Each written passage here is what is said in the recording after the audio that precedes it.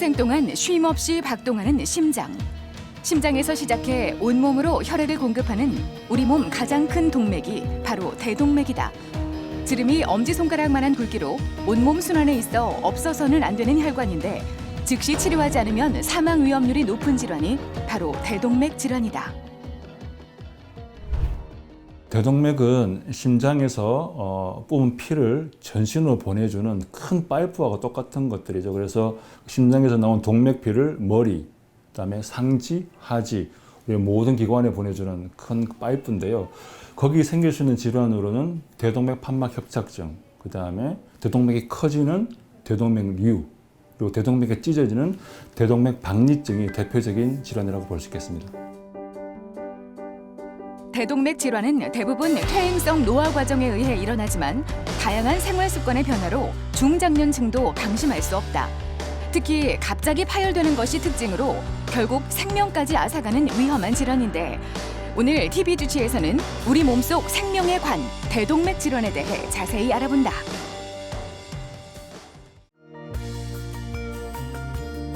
심장이 뛸 때 혈액이 한 방향으로 흐르도록 문 역할을 하는 것이 바로 판막이다.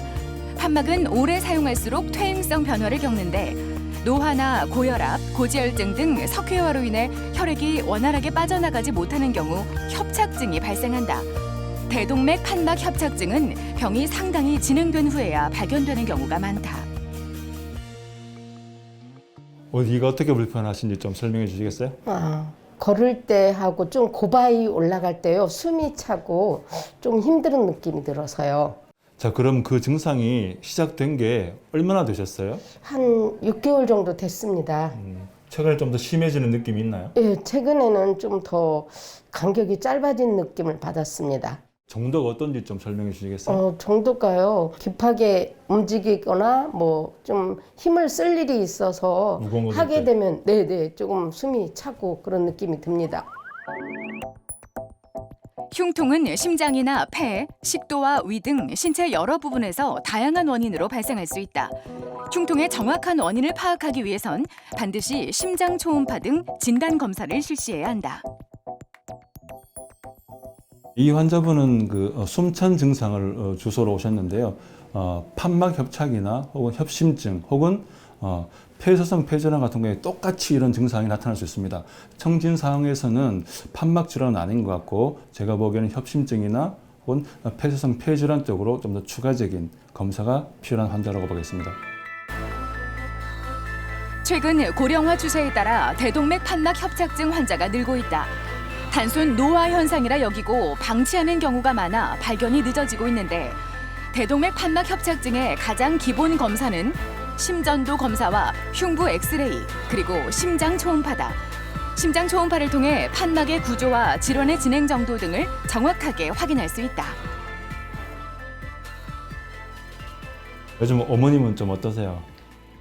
시술 전에는 이제 집에서 뭐 가볍게 식사 준비하시는 것도 어려웠는데 지금은 그냥 엊그제 꽃구경 갈 만큼 괜찮아지셨어요. 많이 좋아지셨네요. 지난번에 어머님이 시술 전에 실신하신 적이 있으시잖아요. 요즘은 어떠신가요? 네, 지금은 그 이후로는 없습니다. 네, 그럼 지난번 퇴원하실 때 제가 이제 퇴원하시면 하러 그때 유산소 운동 잘하고 계신지. 네, 잘하고 계십니다. 대동맥 판막 협착증의 주된 증상은 숨이 차고 가슴 통증이 나타나며 심할 경우 실신에 이르기도 한다. 경증의 대동맥 판막 협착증은 약물 치료가 가능하지만 중증의 경우 수술적 치료를 통해 새로운 인공 판막으로 교체해야 한다. 이 환자분은 85세 여자 환자분으로 6개월 전에 중증 대동맥 판막 협착으로 타비 시술을 받으신 분입니다.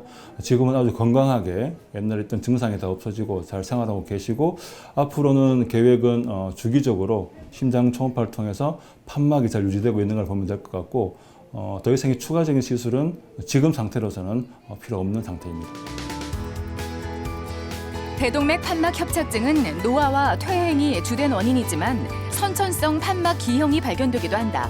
치료의 기본은 문제가 되는 판막을 수선하거나 교체하는 것이다.